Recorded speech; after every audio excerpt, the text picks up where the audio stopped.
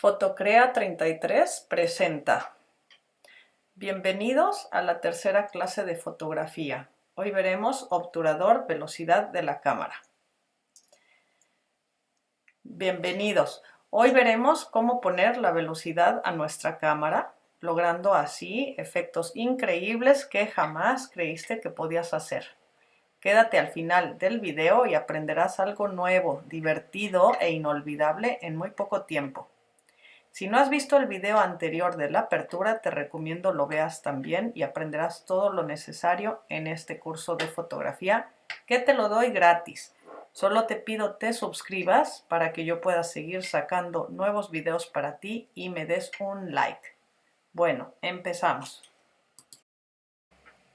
Para lograr fotos como estas necesitas primero saber cuál es el icono que se destaca en tu cámara para modificar a tu gusto la velocidad.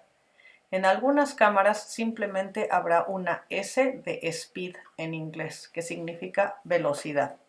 En otras cámaras, en otras marcas, usan las letras TB, que se refieren a la velocidad de tu obturador también. Y finalmente otras más sencillas usarán un icono de una persona corriendo.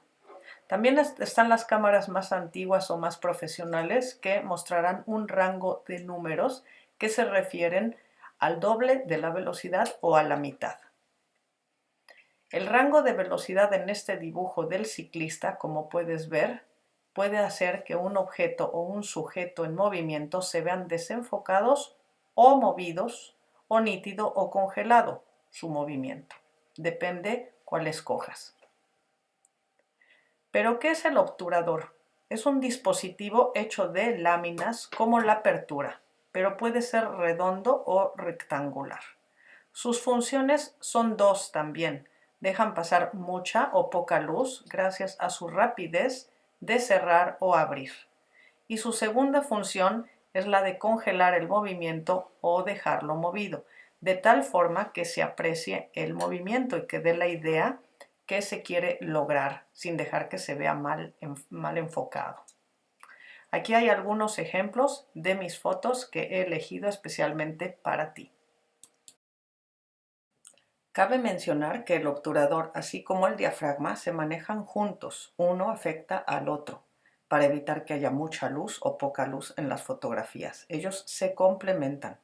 Sin embargo, recuerda que cuando estés usando S o TV en tu anillo de tu cámara, querrá decir que tú controlas la velocidad mientras que tu cámara automáticamente está controlando la apertura. ¿Dónde se encuentra el obturador? Pues aquí te enseño varios dibujos. Vemos una cámara de perfil donde se ven muchas partes de su cámara, pero hoy nos concentraremos en el obturador. Lo ves en la parte trasera y aquí en este otro en la parte de color rosa, detrás del espejo de la cámara reflex, que eso hablaremos en otro video. Este es otro dibujo donde se aprecian muy bien las láminas negras que se cierran de arriba hacia abajo, junto al sensor en color verde. El obturador se maneja con un rango de números y esas láminas se cierran más rápido o más lento dependiendo cuál elijas. Es como cuando uno se sube a un elevador de 2 puertas. Hay a veces estas que se cierran muy lentamente y otras que se cierran más rápidamente.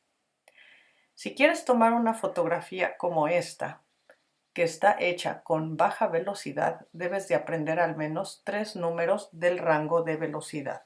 Aquí puedes conocer los 3 niveles donde hay velocidades bajas, medias y más altas. Se miden en fracciones de segundo y pueden llegar hasta usarse varios segundos o varios minutos usando una letra B llamada bulbo, la cual se mantendrá abierto el obturador hasta que uno deje de apretar el botón disparador. Entre más rápida sea la velocidad entrará menos luz, pero detendrá más el movimiento de lo que se está queriendo fotografiar. Por lo contrario, si la velocidad es más lenta, entrará más luz, pero el movimiento será más notorio. Así que para finalizar te enseño este diagrama donde puedes ver una obturación de 1000 de fracción de segundo la cual es muy rápida. Puedes aprenderte la de 250 o 125 de segundo como velocidad media o estándar y una velocidad baja como la de 15 de segundo, como la que usé para perseguir la mariposa en movimiento, o de 30 de segundo que usé para un barrido circular como esta. Espero que hayas aprendido más de fotografía y pongas en práctica estos consejos. Gracias por tu atención y ayúdame a crecer este canal, dame un like y suscríbete. Hasta la próxima.